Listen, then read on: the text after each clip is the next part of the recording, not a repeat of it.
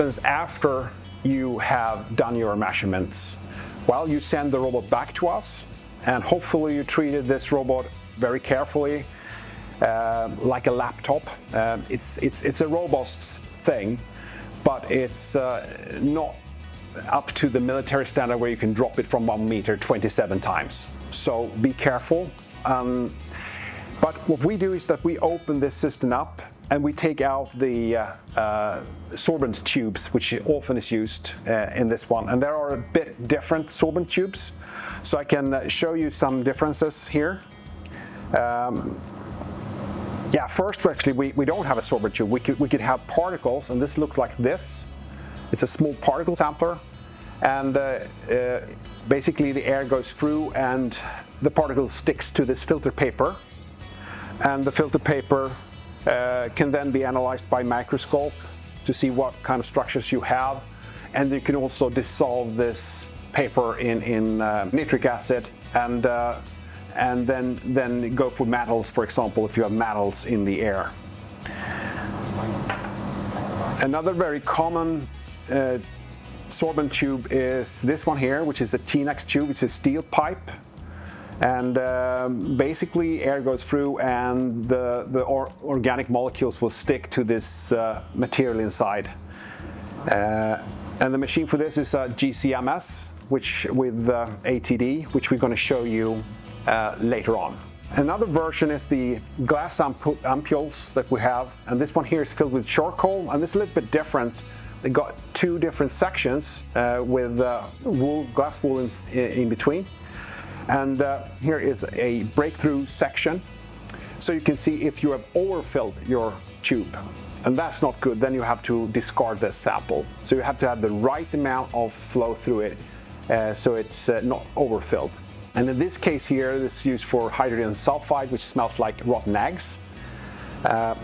We're going to go to that machine later on. And here's another one, which is the silica beads instead of the charcoal.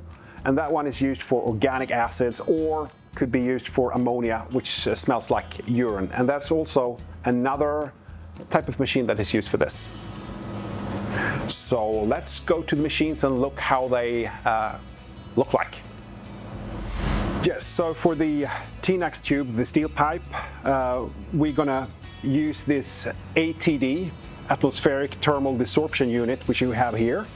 So first we have to decap this one, so you get rid of those, like this, on the both ends. And then we put on these ones where you have small caps instead, and these caps are automatically removed in the machine, which heats up the tube, and the organic molecules will simply evaporate.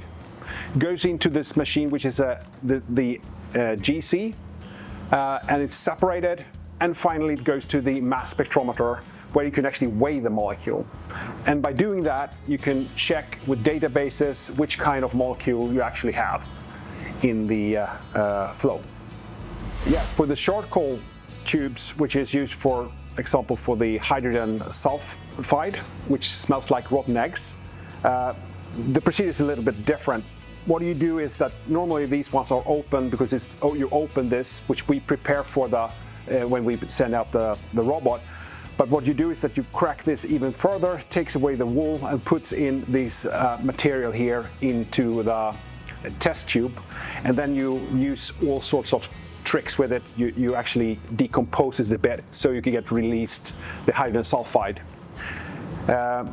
And then the sample goes into, after it's been filtrated, into this machine here on this small volumes, in these small volumes, and this is an ion chromatography system that is used, and then you can get the data out.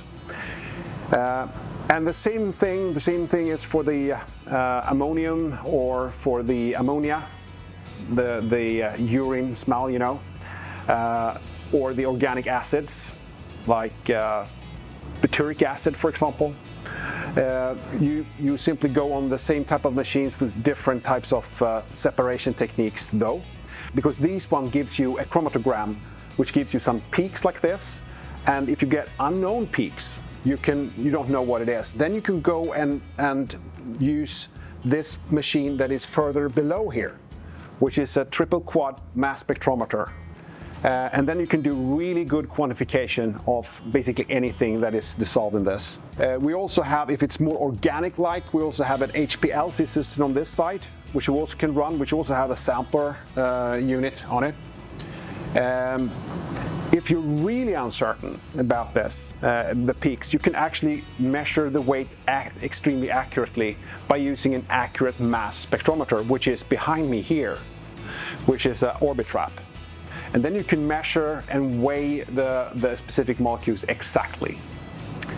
That's very convenient. As you can see, the whole setup here is in one very cramped area. In order to just take the outlets, like this one here, which is the outlet, and be able to go into this one, which is the Orbitrap, or go down into the triple quad mass spectrometer. So this was not as simple, but you don't have to worry about it because we deal with this. Except for this one. That one was problematic. Yes, okay, so it's something that's as simple as that.